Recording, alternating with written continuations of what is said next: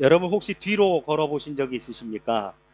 앞으로 걸을 때 하고 뒤로 걸을 때 하고 큰 차이점이 있더라고요.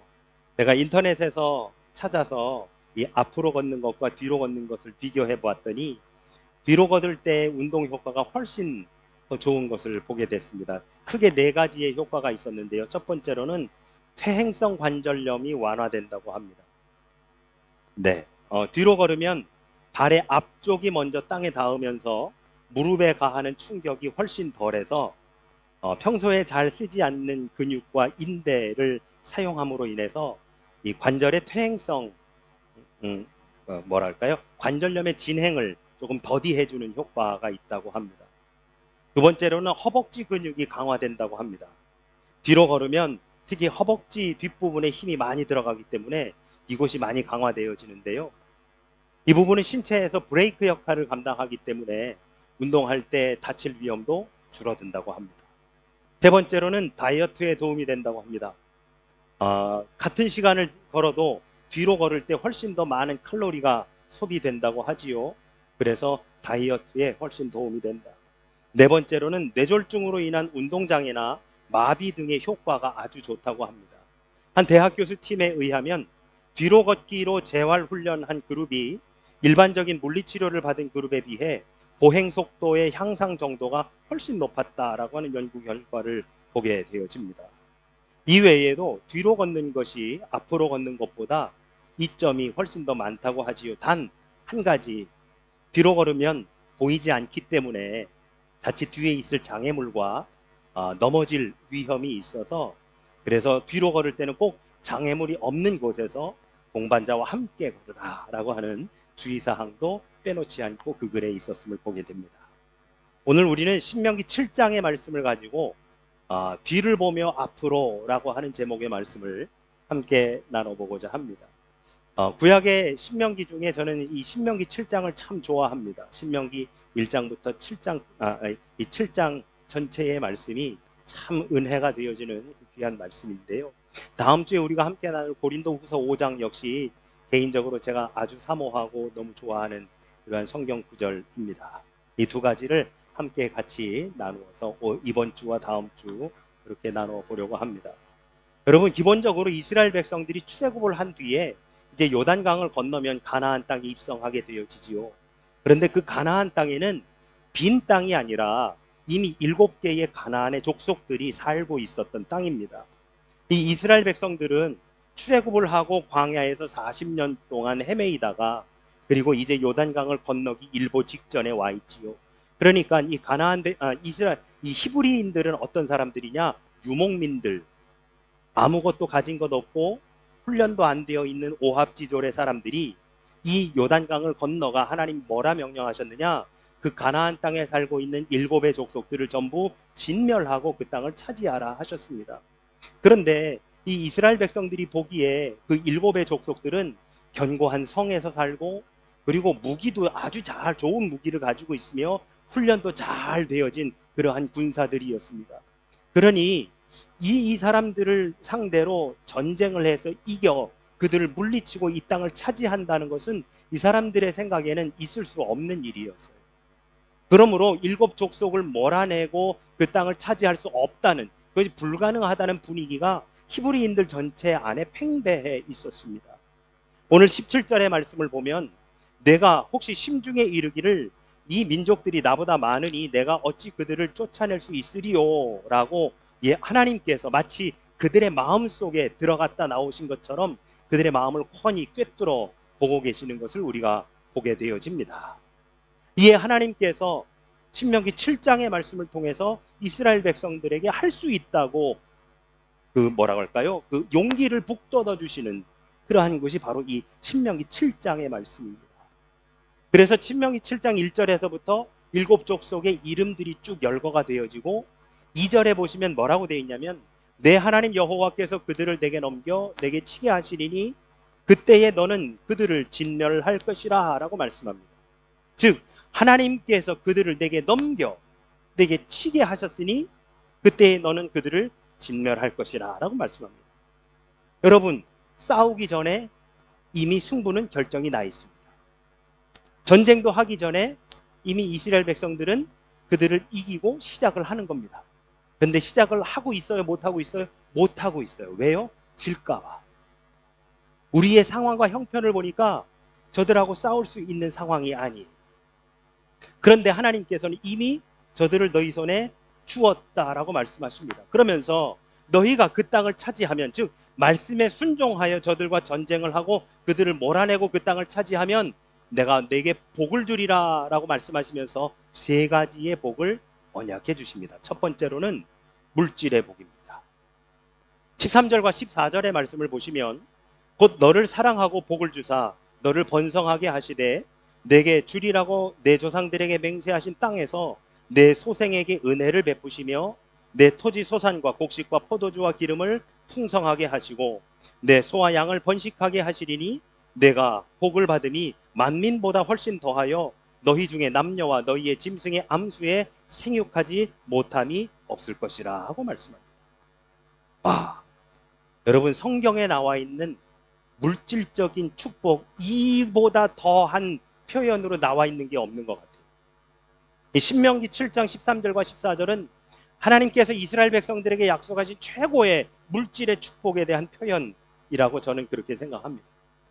하나님의 말씀을 듣고 그 말씀대로 순종하고 살아가면 그들뿐만 아니라 그들의 후손들에게까지도 그 가축까지 후대를 생산하지 못하는 것이 아무것도 없게 해주겠다라고 하는 약속.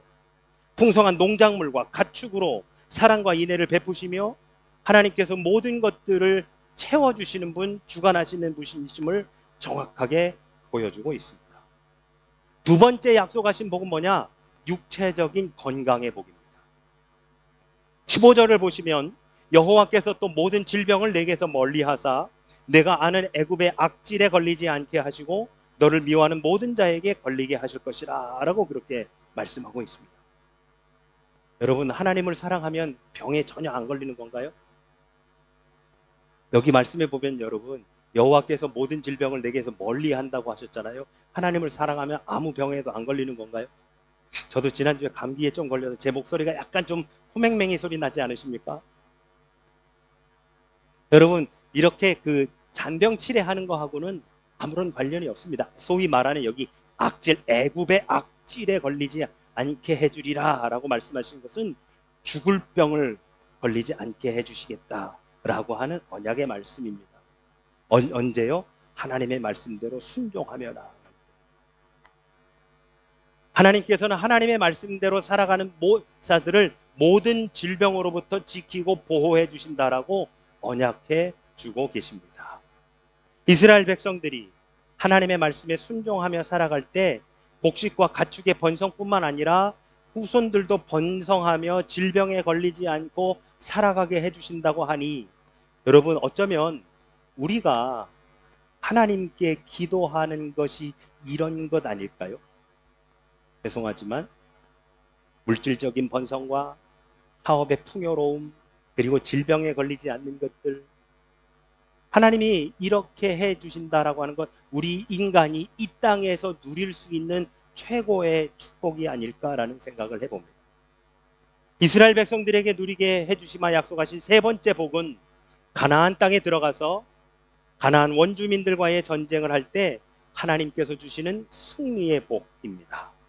16절의 말씀해 보시면 내 하나님 여호와께서 내게 넘겨주신 모든 민족을 내 눈이 긍휼히 여기지 말고 진멸하며 그들의 신을 섬기지 말라. 그것이 너에게 올무가 되리라. 뭐라고 말씀하십니까? 내 하나님 여호와께서 내게 넘겨주신 모든 민족이라고 말씀하십니다.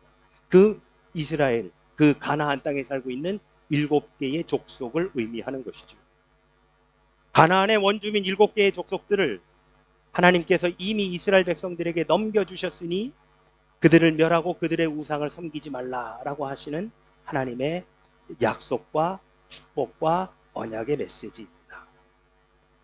하나님께서 이 약속의 말씀을 주셨지만 동시에 이스라엘 백성들은 가나안 족속들과의 전쟁을 하면서 그들을 쫓아내야 하는 미션이 주어집니다. 여러분, 하나님께서 우리에게 언약을 주시면 우리는 가만히 있으면 그것이 이루어지는 걸까요? 이스라엘 백성들에게, 그 히브리 민족에게 요단강을 건너가서 그 땅을 하라 라고 하셨지요. 그 민족들을 진멸하라. 그리하면 내가 이러한 복들을 내게 주리라. 무슨 얘기입니까, 여러분? 그 언약이 성취될 수 있도록 우리가 최선의 노력을 다해야 되는 겁니다. 우리는 아무것도 안 하고 뒷짐지고 있으면 하나님께서 모든 것을 행하시는 것이 아니라 하나님의 말씀이, 하나님의 언약이 이루어지도록 우리가 최선을 다해서 살아가야 된다. 무엇으로? 하나님 말씀으로. 이스라엘 백성들의 눈에 보기에 그 가나안 땅에 살고 있는 7의 족속들은 그들과 싸워서 승산이 없습니다. 견고한 성에 살고 있고 훌륭한 무기를 가지고 있으며 그리고 잘 훈련된 군사들입니다.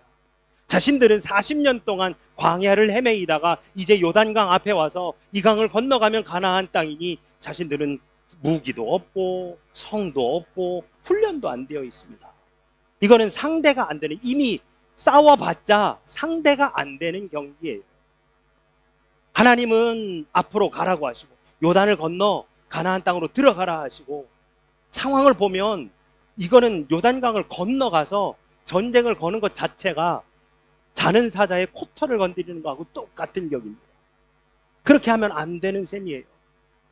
하나님은 가라 하시고 상황은 갈 수 없고, 이 진퇴양난의 상황 속에 있는 이스라엘 백성들을 우리는 오늘 말씀 속에서 보게 됩니다.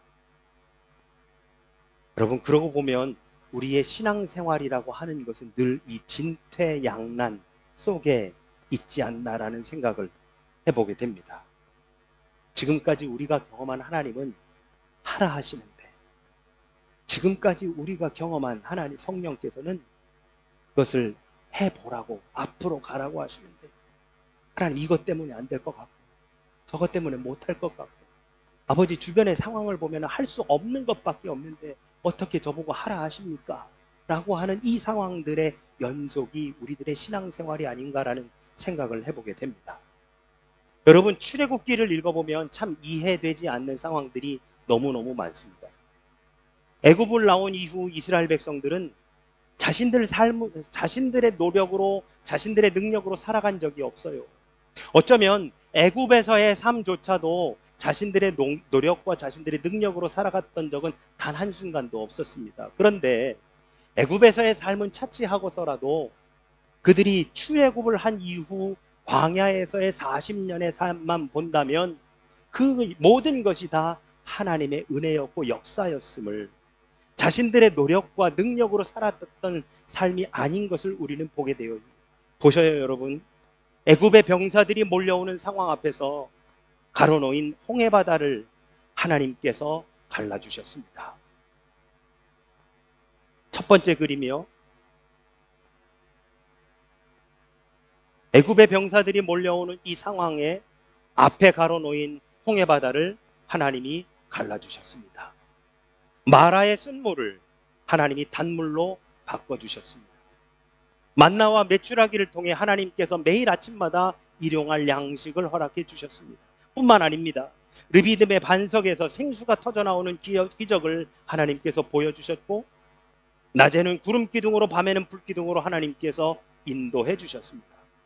순간순간마다 이스라엘 백성들이 순종하지 않아서 하나님의 진노와 심판 앞에 놓였던 적도 있었지만, 이 모든 것을, 이 광야에서의 40년의 삶을 되돌아보면 하나님의 은혜 아니고서는 도저히 설명이 안 되는 삶을 지금까지 살아왔습니다. 그리고 이제 요단강을 건너가면 하나님께서 약속해 주신 그 언약의 땅인 가나안 땅이 놓여져 있습니다. 하나님 뭐라 하시느냐? 그 땅에 들어가 그 땅에 살고 있는 7개의 족속을 전부 진멸하고 그 땅을 차지하고 살아라 라고 말씀하십니다. 그러면 내가 물질적인 축복도 줄 것이고 육체적인 건강의 복도 줄 것이고, 그리고 그들을 이기는 복도 내가 허락해 줄 것이다. 너희 대뿐만 아니라 너희 후손들에게까지도 내가 그렇게 해주리라 라고 언약해 주고 계시더라라고 하는 것이죠. 여러분, 참 이해가 되지 않는 부분은 지금까지 하나님께서 놀라운 은혜로 함께 하시고 인도해 주셨건만, 그래서 되돌아보면 순간순간마다 하나님의 은혜가 아니었었던 것이 없건만, 바로 지금 이 순간 또다시 고민하고 주저하고 상황을 보면 못하겠다라고 그렇게 하고 있는 우리들의 모습을 이스라엘 백성들 모습에서 그대로 보고 있지 않느냐라고 하는 말씀이 되어지는 것이죠. 이스라엘 백성들은 그 40년 동안 하나님의 은혜로 살아왔건만 이제 요단강을 건너가면 하나님이 또다시 역사하시겠건만 그 앞에서 주저하고 있는 모습, 행하고 있지 못하는 모습, 순종하지 못하는 모습을 보여주고 있습니다. 여러분, 이 상황을 오늘날의 우리 각자의 신앙생활에 그대로 한번 옮겨보시죠. 여러분, 신앙적으로 보았을 때는 해야 하는데 상황적으로는 할 수 없는 일. 신앙적으로 하면 안 되는 것인데 상황 속에서 어쩔 수 없이 해야 되는 바로 그러한 일들 앞에 우리는 무엇을 선택하고 있습니다. 우리는 무엇을 행하고 있고 무엇을 포기하고 있습니다. 꼭 해야 하는 일들 앞에서, 신앙적으로 꼭 해야 하는 일들 앞에서 주변의 상황들을 보면서 나는 못하겠다 라고 하고 있지는 않으십니까? 정말 모든 것을 믿음으로 극복하고 아멘으로 순종하며 우리가 나아가고 있던가요? 아니면 상황을 살피며 주저하고 있지는 않습니까? 하나님의 말씀에 온전히 의지하고 나아가 순종하면서 요단강을 건너 그 가나안 땅에 들어가고자 하고 있는지, 아니면 상황을 보면서 할 수 없어 라고 하고 있는지.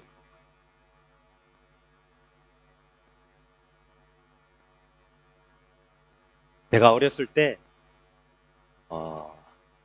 그 시간이 오기를 기다리면서 보았었던 TV 프로그램이 있었습니다. 여러분도 잘 아실 겁니다. 전설의 고향이라고요.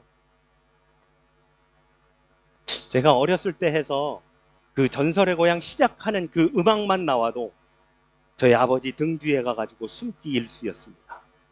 근데 저희 아버지는 음악만 나와도 아버지 당신 등 뒤에 숨어 있는 저를 어떻게든 씨름을 해서 당신 앞에 놓고 그 프로그램에 노출시키기 위해 무던히 저하고 씨름 아닌 씨름, 레슬링 아닌 레슬링을 했었던 기억이 있습니다. 그런데 여러분, 지금도 제 기억에 생생한 것은 전설의 고향에서 제일 무서웠던, 제일 재밌었던 에피소드가 이 꼬리에 9 달린 여우 구미호 이야기 아닙니까? 그 구미호가 나오는, 그 귀신이 나오는 그 결정적인 순간에는 저희 아버지가 저하고 씨름을 안 하시더라는 것이죠. 당신 뒤에 숨어 있는 저를 그냥 내버려 놔두시고 당신이 오히려 아무 움직임 없이 버팀목이 되어주시고 가림막이 되어주셨더라 라고 하는 것이 제 기억에 지금도 굉장히 생생합니다. 어쩌면 저한테 그런 말씀을 하셨었어요. 바보같이 저것도 못 보냐. 저거 그냥 드라마야. 저거 그냥 사람이 분장한 거야 라고 하시면서 저한테 봐보라고, 한번 봐보라고 그렇게 하셨는데, 저는 그거 보지 못하고 아버지 뒤에 숨어서 저 그렇게 못해요, 그렇게 못해요. 근데 제가 아빠가 되고 보니까요, 저도 그러고 있더라고요. 저도 저희 딸한테 저거 아무것도 아니야, 한번 해봐 라고 하는데 저희 딸이 무서워요, 싫어요, 안 해요 라고 하면 그 순간이 오기 직전까지는 이 아이를 어떻게든 맞닥뜨려 보게 해주려고 노력하다가 결정적인 순간이 되면 그냥 뒤에 있도록 내버려 두고 있는 저도 어쩌면 저희 아버지를 닮았나 봅니다. 여러분, 우리는 우리가 가야 될 길에 대한 두려움이 누구나 다 있습니다. 우리가 헤치고 나아가야 되는 길들, 또한 앞이 보이지 않는 길들, 왜 이런 일이 내 앞에 펼쳐지지? 라고 하는 궁금증, 때로는 하나님 왜 굳이 이러한 일들이 제 앞에 펼쳐지지요? 라고 하는 의구심이 신앙적으로 우리들한테 생겨날 수 있습니다. 그런데 여러분, 그렇게 우리가 그 일들을 맞닥뜨리기 직전까지 하나님은 우리를 그 앞에 노출시키시다가 결정적인 순간 우리 하나님 당신이 우리 앞에 가림막이 되어주시더라 라고 하는 것이죠.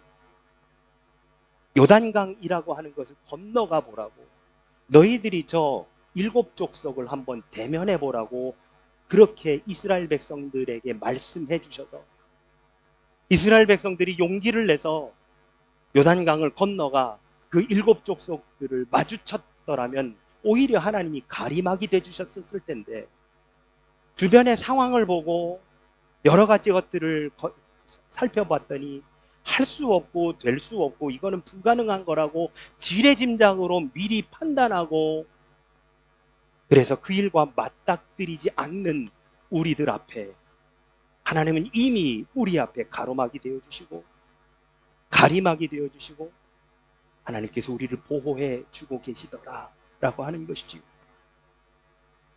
사랑하는 여러분, 앞길이 보이지 않을 때는 뒤를 돌아보는 것이 좋습니다.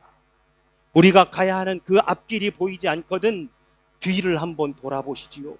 우리가 살아왔었던 길들, 우리가 지금까지 살아왔었던 우리의 인생의 여정 속에서 함께 하시고 인도하시며 역사하셨었던 그 하나님이 우리와 함께 하셨던 그 발자취들을 한번 되돌아보시지요. 순간순간마다 힘들고 어려웠었지만 그럼에도 불구하고 하나님이 역사하셔서 지금 오늘날 우리를 여기까지 데리고 오신 바로 그 하나님이 역사하심을 되돌아볼 필요가 있습니다. 하나님 우리에게 앞으로 나아가라고 지금도 명령하십니다. 이 요단강을 건너가 보라고 우리에게 말씀해 주십니다. 그러나 우리는 두려워서 떨고 있고 주변의 상황을 보면서 하나님 이렇게는 할 수 없습니다라고 하고 있는 우리들, 18절과 19절의 말씀을 보면 그들을 두려워하지 말고 내 하나님 여호와께서 바로와 온 애굽에 행하신 것을 잘 기억하되 내 하나님 여호와께서 너를 인도하여 내실 때에 내가 본 큰 시험과 이적과 기사와 강한 손과 편파를 기억하라. 내 하나님 여호와께서 내가 두려워하는 모든 민족에게 그와 같이 행하실 것이라고 말씀하고 있습니다. 여러분, 하나님께서는 애굽의 노예 생활을 하던 이스라엘 백성들을 어떻게 구원하셨는지를 그것을 잘 기억해 보라고 말씀해 주십니다. 기억하라는 건 뭡니까? 뒤를 돌아봐라. 뒤를 돌아보면 내가 너를 위해 어떻게 했는지를 네가 다시 볼 수 있잖아. 네가 지금까지 살아왔었던 그 걸음 내가 너하고 함께 했었던 것을 볼 수 있잖아. 그러니까 한번 가봐. 네가 한 걸음 떼면 내가 그 앞에서 막아주고 내가 두 걸음 떼면 내가 그 길도 너와 함께 해주리라. 우리 하나님 우리에게 언약해주고 계십니다. 여러분, 마태복음 14장에 보시면 예수님께서 베드로에게 물 위를 걸어오라고 하십니다. 하지만 베드로는 주변에 바람이 부는 것을 눈으로 바라봅니다. 그리고 물에 빠지고 말았지요. 그래서 우리는 여러분 마태복음 14장을 읽어보면 베드로의 믿음 없음에 대한 이야기를 주로 합니다. 물론 예수님도 그 물에 빠져있는 베드로에게 손을 내미시면서 믿음이 적은 자야 왜 의심하였느냐라고 그렇게 말씀하시지요. 그런데 여러분, 베드로가 물 위를 걸었다는 사실을 혹시 알고 계십니까? 29절에 보시면 베드로가 배에서 내려 물 위로 걸어서 예수께로 가되라고 성경은 말씀하고 있습니다. 베드로는 물 위에 자신의 발을 올려 놓았습니다. 상식적으로는 안 되는 겁니다. 물 위 저편에서 예수님께서 오라 하시는 그 예수님의 초청, 예수님 물 위인데요, 바람도 부는데요, 파도도 치는데요, 여기를 어떻게 갑니까? 말이 됩니까? 다리가 있는 것도 아니고 여기를 제가 어떻게 가요? 저 같아도 그럴 것 같아요. 저 같아도 예수님께서 물 위 저편에서 오라 하시는 그 초청에 여기를 어떻게 가요? 예수님 말이 됩니까? 상식적으로 이건 말이 안 되잖아요 라고 저도 그럴 것 같아요. 상식적으로는 안 되는데, 경험상으로는 전혀 될 수 없는 일인데 물 위에 자신의 발을 베드로는 올려놓습니다. 바로 그것이 베드로의 지금까지의 삶 속에서 뒤로 돌아봤더니 예수님께서 인도해 주셨던, 아니 하나님의 아들이라고 하시는 바로 그분이라고 한다면 내가 능히 이 위에 발을 올려놓았을 때 걸어갈 수 있다는 베드로의 믿음이 있었음을 우리는 성경을 통해서 보게 됩니다. 지금 또다시 우리가 마주한 이 모든 삶의 문제가 힘이 듭니다. 그래서 좌절하고 낭망하며 두려워하고 염려하고 주저합니다. 하지만 여러분, 우리의 앞길이 보이지 않으면, 우리가 나아갈 길이 보이지 않으면 뒤를 한번 돌아보십시오. 우리의 삶의 여정에서 주님이 어떻게 인도하셨습니까? 우리의 지금까지 걸어온 삶의 여정에서 우리 하나님께서 어떻게 역사하셨는지 그 뒤를 한번 돌아보십시오. 하나님은 늘 우리와 함께 하셨고 우리 앞에서 늘 든든한 가림막이 되어주셨으며 우리와 늘 동행해 주셨습니다. 기억하라. 내 하나님 여호와께서 바로와 온 애굽에게 행하신 것을 잘 기억하라. 내가 본 큰 시험과 이적과 기사와 강한 손과 편파를 기억하라. 그리고 21절에서 이렇게 말씀하십니다. 너는 그들을 두려워하지 말라. 너희의 하나님 여호와 곧 크고 두려운 하나님이 너희 중에 계시며. 사랑하는 우리 영광의 성도 여러분, 하나님의 강한 손과 편팔이 지금까지 우리를 그리고 우리 교회를 인도해 오셨습니다. 그리고 지금도 우리들과 함께 하십니다. 앞으로도 우리와 함께 해 주실 줄로 믿습니다. 그렇기에 지금 우리 앞에 놓인 이 물 위에 한 발 내디딜 수 있는 것입니다. 믿음으로 나아갈 수 있는 것입니다. 지나온 날들을 되돌아보면서 이제 새롭게 다시금 한 걸음 나아갈 수 있습니다. 그 믿음으로 지금 우리를 향해 오라고 말씀하시는 그 주님의 말씀 앞에 순종하여 뒤를 보며 하나님이 행하신 일을 기억하고 앞으로 나아가며 하나님이 행하실 일을 기대하며 나아가시는 저와 우리 모두가 되시기를 예수 그리스도 이름으로 축원합니다. 아멘.